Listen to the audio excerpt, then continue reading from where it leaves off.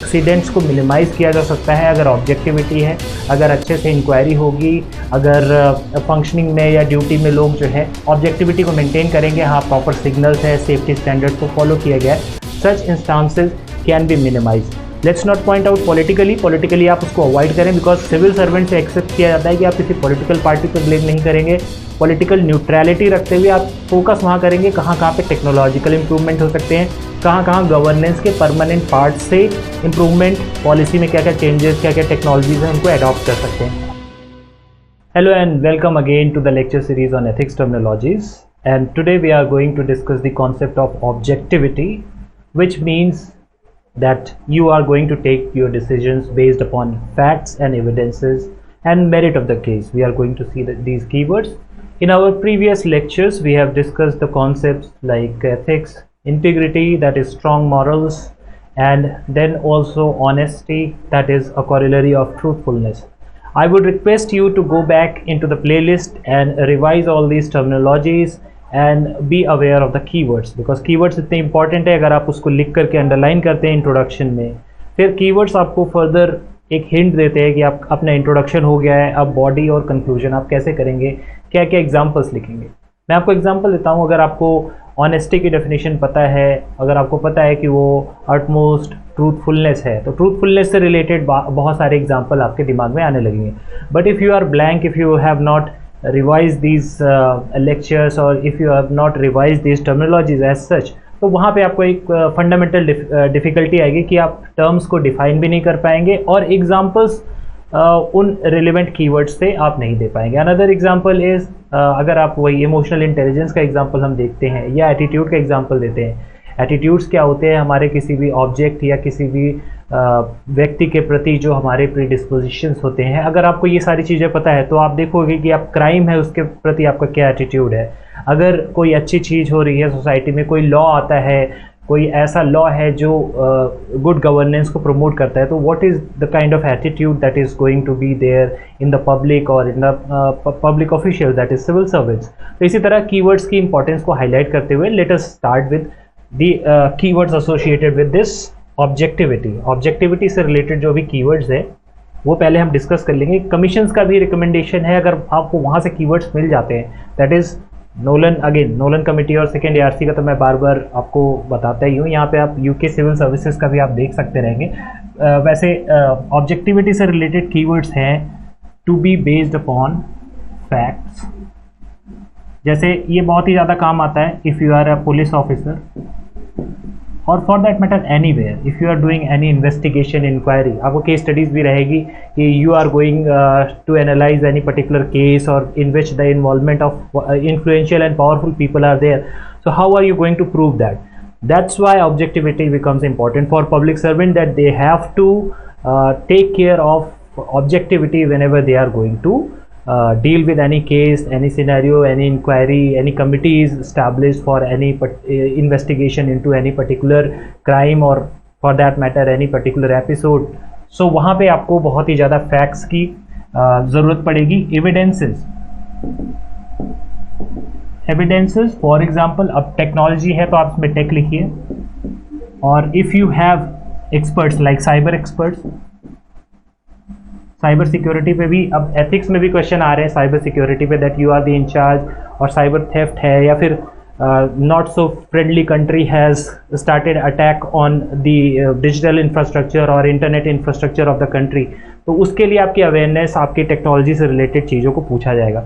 सो यहाँ पे आपको एविडेंसेस के बेसिस पे, फैक्ट्स के बेसिस पे, टेक्नोलॉजिकल एक्सपर्ट्स की मदद लेते हुए वो सारे डिसीजंस को लेना है, ऑब्जेक्टिविटी इन गवर्नेंस को इंश्योर करना है। Let us without any further delay, let's start with the slide. Slide को मैं थोड़ा सा एक बार रीड आउट करता हूँ, आप उनके एग्जाम्पल्स को समझें, बिकॉज हम पहले डेफिनेशन को भी देखते हैं, कोटेशंस हैं, अगर उनको देख करके जनरल लाइफ में देखेंगे, फिर अगली स्लाइड में हम एज यूजुअल अगर यूपीएससी में है या फिर कंपैरिजंस होते हैं यूपीएससी में ऑब्जेक्टिविटी कैसे लगती है, तो इन सिविल सर्विसेज ऑब्जेक्टिविटी कैसे आप लगा सकते हैं। So here we can see that objectivity refers to fact based और एविडेंस बेस्ड डिसीजन मेकिंग, यानी कि आपका जो डिसीजन है, आप पर्टिकुलर चीज़ पे जो भी डिसीजन ले रहे हैं वो फैक्ट या मेरिट के बेस पे हो। Nolan committee has highlighted that it has to be based upon merit. अच्छा, एक और चीज़ है, हर जगह पे मेरिट या हर जगह पे ऑब्जेक्टिविटी आपको कोर वैल्यूज़ में हो सकता है ऐसा टाइम है जहाँ पे आपको सब्जेक्टिव रहना है। For example, compassion is one such value in which you have to take care of special needs of the people. अगर आप गरीबों के साथ में ऑब्जेक्टिव रहेंगे और कहेंगे कि आपके पास डॉक्यूमेंट नहीं है, केस स्टडी में तो ट्रैप करेगा UPSC. So some of the values which we are going to discuss, benevolence, compassion, empathy, fairness for that matter, वहाँ पे आपको एक्स्ट्रा माइल जा करके against objectivity you have to take care of subjective consideration. Subjective consideration ऐसे रखने हैं कि गरीबों के लिए आपको एक्स्ट्रा एफर्ट करना है, उनके लिए एक्स्ट्रा प्रोविजंस करने हैं, the people who are not well off, उनके लिए ऑब्जेक्टिविटी से एक माइल आगे जा करके आपको मेरिट बेस को हटा करके, यानी कंपैशन में आप मेरिट को हमेशा नहीं लगा सकते हैं। कंपैशन में आपको सब्जेक्टिविटी की रिक्वायरमेंट होगी, that you are subjective in your decision making, that is expected of the good quality leaders, that how they manage their emotions, उस सब्जेक्टिविटी को कैसे मैनेज करके कंपैशन और एम्पैथी दिखा सकते हैं। यानी कि अभी एक एग्जांपल भी मैं जब एम्पैथी को डिस्कस करता हूं तो वहां पे हम देखते हैं कि कैसे आप ऑब्जेक्टिविटी से हटकर सब्जेक्टिवली कंपैशनेट हो करके किसी भी पर्टिकुलर रूरल पीपल को वहां पे जो है आप फूड एड को प्रोवाइड करते हैं। So here we will focus on objectivity while dealing with match fixing episodes with strong evidences in the court। यानी कि अगर आप कोई भी, ये तो एग्जांपल एक पुराना जो इसमें हमने रिलेवेंट था उस टाइम पे हमने ऐड किया था, that is whatever match fixing is there or any particular episode is there, any mishap, recently there has been a ghastly train accident का एक एपिसोड है जो अभी 2023 जून का है इंसिडेंट। तो अगर आपको इस बार आप अपियर कर रहे हैं 2023 के मेंस में या 24 में, for that matter, if you are you can take these examples, you can mention these examples कि सच एक्सीडेंट्स को मिनिमाइज़ किया जा सकता है अगर ऑब्जेक्टिविटी है, अगर अच्छे से इंक्वायरी होगी, अगर फंक्शनिंग में या ड्यूटी में लोग जो है ऑब्जेक्टिविटी को मेंटेन करेंगे, हाँ प्रॉपर सिग्नल्स है, सेफ्टी स्टैंडर्ड्स को फॉलो किया गया है, such instances can be minimise. Let's not point out politically आप उसको अवॉइड करें, बिकॉज सिविल सर्वेंट से एक्सेप्ट किया जाता है कि आप किसी पॉलिटिकल पार्टी पे ब्लेम नहीं करेंगे। पॉलिटिकल न्यूट्रलिटी रखते हुए आप फोकस वहाँ करेंगे कहाँ पे टेक्नोलॉजिकल इंप्रूवमेंट हो सकते हैं, कहाँ गवर्नेंस के परमानेंट पार्ट से इंप्रूवमेंट, पॉलिसी में क्या क्या चेंजेस, क्या क्या टेक्नोलॉजीज हैं उनको अडॉप्ट कर सकते हैं। So objectivity is a must while we are dealing with such kind of episodes, not only match fixing but also inquiries and all. Office of Lokpal 2023 में ये बिल आया था ऑफिस ऑफ लोकपाल का, जहाँ पे ये देखा गया था कि देयर वाज नीड, 2013 में ये ऑफिस ऑफ लोकपाल का प्रोविजन आया था, गवर्नमेंट लेकर के आई थी, और उसके बाद ये देखा गया था there was a need of inquiring the politicians who are in the higher positions, ministers and all, chief minister, prime minister, इन सब के अगेंस्ट में अगर कौन सी बॉडी है जो इंक्वायर कर सकती है, because CBI is already under the executive. तो वहाँ पे एक कॉन्फ्लिक्ट ऑफ इंटरेस्ट हो जाता है कि गवर्नमेंट ही उसको कंट्रोल करती है और वो गवर्नमेंट को कैसे इम्प्लीकेट करेगा। So there was this Lokpal in order to maximise the objectivity. Objective है गवर्नेंस का, स्टेट ऑब्जेक्टिव हो जाएगा, जिसमें कि आपको ये देखना है कि Lokpal can inquire the highest of the highest ministers in the government के की ऑब्जेक्टिविटी को इंप्रूव करेगा। Lack of objectivity breeding ground for conflict of interest, that is example public servants being nominated to the board of public sector entities। ये आप corporate governance में भी पढ़ेंगे कहाँ पे अवॉइड करना, अगर कॉन्फ्लिक्ट ऑफ इंटरेस्ट है तो आपको मेंशन करना है, बोर्ड का क्या क्या कंपोजिशन होना चाहिए, independent directors, board of directors कितने होंगे प्राइवेट में, ये यूपीएससी का सिलेबस है। तो वहाँ पे they will ask you just like what do you mean by corporate governance and corporate social responsibility, इस तरह की चीज़ें पूछी जाएंगी, जहाँ पे आपसे अननोइंगली आपको ये सारी चीज़ें मेंशन करनी है। You have in order to avoid the conflict of interest there has been certain laws हैं, जैसे कि अगर लिस्टेड कंपनीज हैं तो लिस्टेड कंपनीज की क्या क्या रिक्वायरमेंट है, प्राइवेट की बात मैं कर रहा हूँ, आप यहाँ पे पब्लिक ऑफिसर्स का भी लिख सकते हैं कि आईएएस ऑफिसर हैं या पब्लिक सर्वेंट हैं, they have if they are nominated और वो कॉन्फ्लिक्ट ऑफ इंटरेस्ट वहाँ पे अराइज हो रहा है, so that can be minimised and objectivity has to be improved. Also, it is fundamental duty of the public servant to serve the state within objectivity। यानी कि एक तरह से फंडामेंटल रिक्वायरमेंट है, इफ़ यू बिकम सब्जेक्टिव, एक let's say एक civil servant बनते हैं, सेलेक्ट होते हैं और उनकी कास्ट कंसिडरेशंस आ जाती हैं, उनकी रिलीजियस कंसिडरेशंस आ जाती है, तो उनको उससे अपने आप को सेट फ्री करना है in order to serve the nation, otherwise they will end up only favouring their own particular caste और रिलीजन। तो इस चीज़ से आपको फ्री करना है। यहाँ पे बहुत बड़ा चैलेंज है वो सोसाइटी के लिए, कल्चरल पार्ट है वो, तो इग्नोर करना और उसके बाद उसके अगेंस्ट में जा करके न्यूट्रल रहने की कोशिश करनी है। Let's have a look at one of the famous quotations by another famous personality, Warren Buffett. We have seen that how his quotation was asked. Charlie Munger, he is known to be a good friend of Warren Buffett, and he has been managing the funds of Berkshire Hathaway, जो उनकी company है उसको manage कर रहे हैं, और दोनों केवल प्रॉफिटेबल बिजनेसेस में उन्होंने ओवर द टाइम इन्वेस्ट किया है। And what he says is your life must focus on maximizing objectivities को आप इन्वेस्टमेंट के टर्म्स में देखेंगे तो they are very much objective in whichever companies और businesses they are choosing to invest, जहाँ पे वो अपना पैसा लगाना चाहते हैं, चार्ली मंगर हो या Warren Buffett for that matter हो, तो ये कहाँ पे लगाएंगे, वो ऑब्जेक्टिवली उसकी रिपोर्ट्स को पढ़ेंगे, उसमें देखेंगे कंपनीज लॉस में तो नहीं है, कहाँ पोटेंशियल ज़्यादा है, किस सेक्टर की ग्रोथ ज़्यादा है। In a similar way, you have to be objective whenever you are acting as a civil servant. Professional life की रिक्वायरमेंट तो ये है, पर्टिकुलर केसेस में आपको ऑब्जेक्टिव रहना है, जहाँ पे आप डीलिंग कर रहे हो, आप किसी को फेवर नहीं करोगे, इस तरह की चीज़ें हैं। Positive discrimination is another thing, compassion is another thing. In general conduct you have to remain objective, so your life must focus on maximising the objectivity. Let us quickly look at the other parts, that is objectivity in civil services. So United Kingdom civil services code में जो है कुछ codes हैं। UPSC ने एक question ये भी पूछा था whether there should be a code of civil services, और पब्लिक सर्विस का एक कोड होना चाहिए इंडियन सिविल सर्वेंट्स के लिए कि नहीं।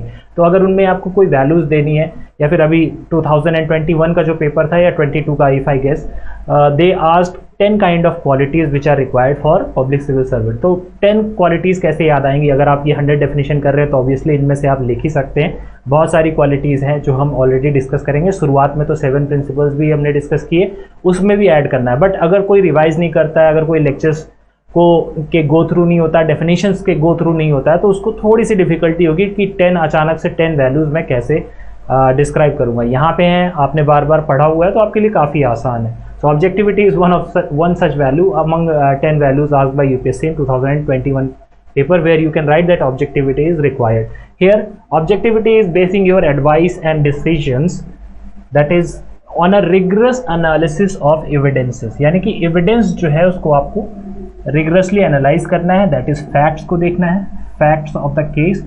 If there are how much population is tribal, let's say 13% tribal population है, उसके बाद वहाँ की जो भी पॉवर्टी लाइन है, बिलो पॉवर्टी लाइन में कितने लोग हैं, बीपीएल, ये सारी चीज़ें आपको एनालाइज करनी है। उसके बाद ही वहाँ पे रिसोर्सेज का एलोकेशन करना पड़ेगा as a civil servant. So here you are not going to have personal biases. Personal biases के हिसाब से यहाँ पे आप बेनिफिशरीज को नहीं दे रहे हैं, बल्कि आप यहाँ पे फैक्ट्स और रिगरस एनालिसिस ऑफ एविडेंसेस के हिसाब से अपने डिसीजन को एग्जीक्यूट कर रहे हैं। For civil services objectivity helps in avoiding the biases and prejudices and make yourself stand out as a person with integrity. आप कह सकते हैं कल को if somebody, some inquiry, some courts are going to be after you, then you can very proudly say that yes, I have avoided the biases, I have avoided the prejudices, I have taken all these decisions based upon the value of objectivity. Objectivity को मैंने रखा है, whenever I have dedicated any person, any resource, I have taken these considerations into matter. So जो भी चीज़ें हैं उनको आपने उन considerations को, objective considerations को, rigorous analysis of evidences के हिसाब से अपना काम किया है, which suits the personality of a civil servant. Okay, decision based on objectivity must not ignore inconvenient facts. That is again, because ethics deals with right things, it does not deal with, remember, it does not deal with what is good, because good is always, अगर corruption करता है कोई, ज़्यादा पैसा लेके आता है तो उसको गुड लगेगा कि हाँ ज़्यादा पैसा is good, so they will adopt the corrupt means. But what is ethics? Ethics is adopting the right means. आपके पास में होना चाहिए राइट मीन्स के थ्रू जो है मनी आ रहा है, वाइट मनी है, टैक्स प्रॉपरली पे किया हुआ है, so those things have to be there. So there may be inconvenience, objective रहने में इनकन्वीनियंस होगा। आप सिविल सर्वेंट बनेंगे, आपको बहुत मुश्किल होगा ये सारे गिफ्ट्स, फेवर्स, इन सबको अवॉइड करना, but through the practice of objectivity, strong morals इनको रखते हुए, कोर वैल्यूज़ को रखते हुए, करेज को रखते हुए, डिनाई करते हुए इन सारी चीज़ों को, और आप ये अचीव कर सकते हैं objectivity. Public servant should take due account of expert professional advices, like we have seen DNA analysis को आप तवज्जो देंगे। अगर आप किसी भी लेट्स से किसी भी क्रिमिनल केस को इंक्वायर कर रहे हैं तो वहाँ पे जितने भी फैक्ट्स हैं, सीसीटीवी कैमराज हैं, उन सब पे जो सारी चीज़ें लिखी, या आप मल्टीपल चीज़ें एग्जाम्पल में ऑब्जेक्टिविटी के लिख सकते हैं। सब्जेक्टिविटी जो होती है वो डिफरेंट चीज़ है, ऑब्जेक्टिविटी है that is rigorous analysis of evidences you have to carry out. Then in carrying out the public businesses like making public appointment, awarding contracts, recommendations to the individual, objective approach, that is absence of any consideration for your own caste or religion or for that matter any such type of prejudice has to be avoided, and it has to be based upon recruitment has to be based upon merits. तो ये सारी चीज़ें होगी। हमने देखा objectivity को आप public services में रह के केस स्टडीज़ भी देख लीजिए प्रीवियस ईयर की, जहाँ पे ऑब्जेक्टिविटी रिक्वायर्ड हो तो आप वहाँ पे कई बार स्टेक होल्डर्स लिखते हैं आप केस स्टडीज़ में, तो वहाँ पे आप लिख सकते हैं what kind of values are also required, because आप throughout the case study 4 pages या 5 पेजेस यूपीएससी के मेंस एग्जाम में आपको मिलेगा, तो वहाँ पे आप values required for these solving these case studies can also be written, वो भी आप वहाँ पे एक अच्छे से लिख करके एग्जामिनर को ये इंडिकेट कर सकते हैं कि दिस पर्टिकुलर केस स्टडी में कंपैशन की ज़रूरत है, एम्पैथी की ज़रूरत है, दिस पर्टिकुलर केस स्टडी में थोड़ा सा सिविल सर्वेंट के पार्ट पे करेज एंड ऑब्जेक्टिविटी की ज़रूरत है। तो with these kind of values obviously your answers are going to stand out. So stay tuned, अगले वाले लेक्चर में हम मेरे ख्याल से we are going to discuss justice and social justice. So our eighth definition, that is going to be justice. उसके बाद हम देखेंगे social justice, spirit of service and all. So stay tuned for more such lectures. Thank you and have a nice day.